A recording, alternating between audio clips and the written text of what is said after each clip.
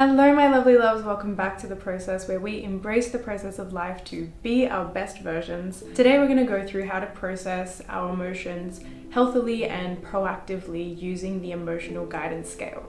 The emotional guidance scale is a list of commonly felt emotions, with feelings like joy and appreciation all at the top at number 1, and feelings of fear and despair, powerlessness, way at the bottom at number 22. The emotional guidance scale was introduced to me by one of my first mentors, shout out to Soul Chrysalis, and was created, brought into the world by Esther Hicks or Abraham, the collective consciousness that she channels. If you're interested in learning about the law of attraction, I highly recommend checking out her channel once you finish this video. The emotional guidance scale was designed to help us to navigate through our emotions in a healthy way.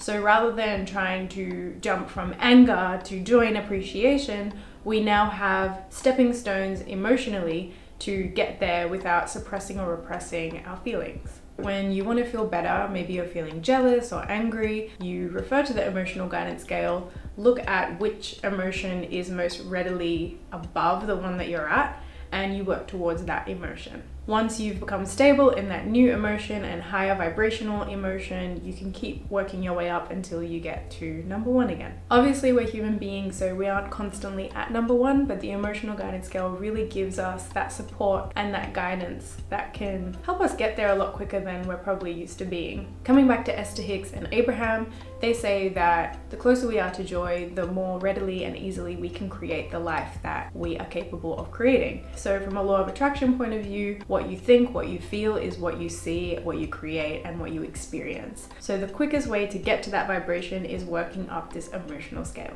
I wanted to share something that I wrote in my journal when I was delving deep into Esther Hicks's teachings, and that was, it's the connection that matters, not solving the problem. If you can sustain the connection for long enough, the problem will evaporate. Without the vibration within you, it can't continue to be your experience. Love that so much. That is such a good reminder. Maybe you want to go back and pause on text, because that's really powerful. If you're feeling angry and you're trying to figure out how to not be angry anymore and blah blah blah, all you're focusing on and all you're nurturing is more anger. So if we refer to the emotional guidance scale, we can see that discouragement is 1 vibration above anger. We can kind of work towards acknowledging our feelings of discouragement and get more nestled in there than anger, and just keep going up and up and up. So let's use an example. Pretty recently I was feeling a little bit lost, a little bit fearful, and honestly, despair is the best word that I could use for it. So that's number 22 on the emotional guidance scale. It can be a little bit disheartening when you look at the emotional guidance scale and you're like, well, I am right at the bottom. And that's kind of what happened to me. But as I just said, if I focused on that and I nurtured that, I'd only be nurturing more of what I don't want. So I looked at the emotion that was right above that one, which was insecurity, guilt, and unworthiness. It didn't actually take me that long to get there. Once I tapped into my feelings of insecurity and guilt and shame, I was already working up the emotional guidance scale really quickly. Then I looked at the next emotion, which was jealousy. And in my case that day, I actually wasn't feeling much jealousy, so I could bypass that one pretty quickly. And then I hit hatred and rage. I did stay there for a little while. It was about a day or 2, and that's because what I was going through was really triggering that emotion in me.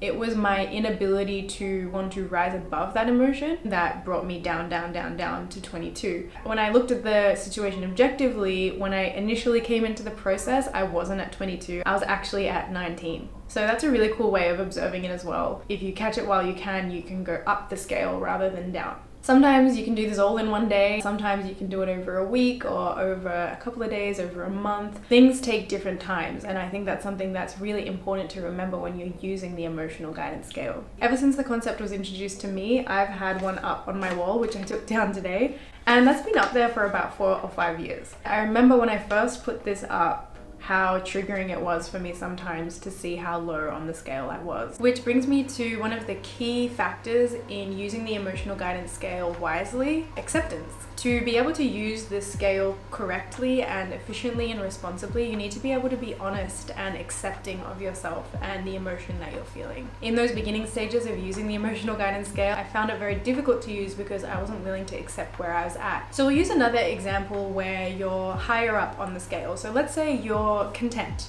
which is a great place to be. Content with where you're at, you're content with your job, you're content with your relationship, but let's say you've been content for a little while. According to the emotional guidance scale, you could go one way or another. The first way is down, which would be to boredom, and the next way is up, which would be hopefulness. So this kind of shows, just say you are content, you're very happy with your life, but then you feel like something needs to change, you need to move. That's where the emotional guidance scale comes in. Internally and emotionally, there needs to be a shift, and that's because we're always trying to aim for that number one spot of joy. Obviously we can't be there all the time, but we especially want to get there when we're trying to achieve something or when we're trying to manifest something new, because that is how it most easily flows into our life. And I'll speak a bit more on that in a second. Coming back to contentment, if you're emotionally unaware, or if you don't use the emotional guidance scale, it's going to be by design that you become bored because everything is perfect and, what more is there to do? What more is there to achieve? From there, you will drop down to pessimism. I'm married now, I've had kids, and there's no more direction for me. And then you drop down to frustration, irritation. You become irritated by the things around you because you feel like you're not going anywhere and nothing's ever going to change. And then you keep dropping down the scale until you're completely powerless and fearful. If you had caught this emotion when you had become aware of it, you can choose to go in the other direction.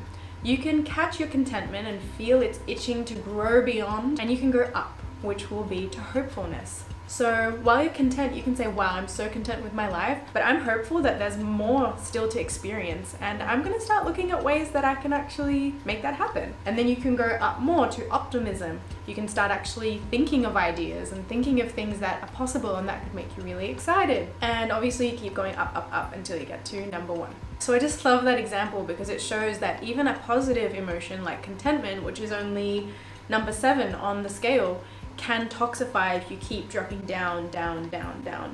You can kind of just see how we spiral down or how we can spiral up. It's incredible. I love this concept. To go back on what I was saying earlier about wanting to be at number 1 when we're trying to manifest or bring something into our lives, that is in direct alignment with what Esther Hicks teaches. She speaks a lot about the path of least resistance. So when we're on a vibration of joy and appreciation, it's much easier for us to see opportunities when they come into our lives or gifts or whatever it is we've asked for. If you're in a vibration of anger and you're trying to manifest a new house, sometimes even if somebody gives you the keys to a house, you can't even see that it's right in front of you. You think you're undeserving of it and you're too angry to even see your blessings. So that's why we're kind of always trying to aim to be on that vibration of joy, appreciation, empowerment, because it's just easier to create your life from that place, from that path of least resistance. Now, if I've inspired you enough to begin using the emotional guidance scale in your day-to-day life, here are a few ways that you can work your way up the scale.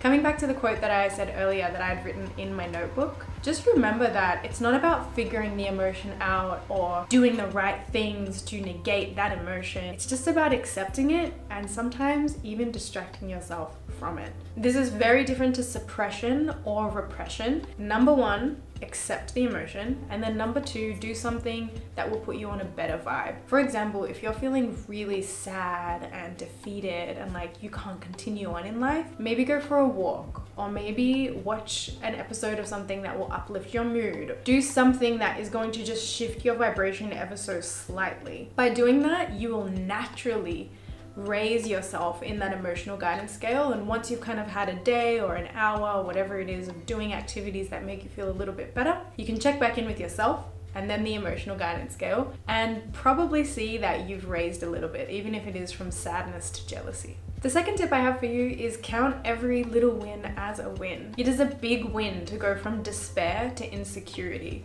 It is a big win to go from insecurity to jealousy. The moment that you start to see these wins as wins, the sooner you will climb up this ladder with so much more ease. If you're going to put yourself down and judge yourself for feeling certain emotions, it's going to be a little harder to use this emotional guidance scale in the most effective way. Another thing that you can do to raise yourself in vibration is gratitude and just being grateful for things that are around you. So again, even if you're feeling really low and lost, you can still be grateful that you have a bed to mope in. You can still be grateful that you have tears to cry. You can be grateful that you can still feel something and that you're still alive. The more you follow that without expectation and more just intention of raising your vibration, the more you'll discover ways and tools to be there for yourself in times of difficulty.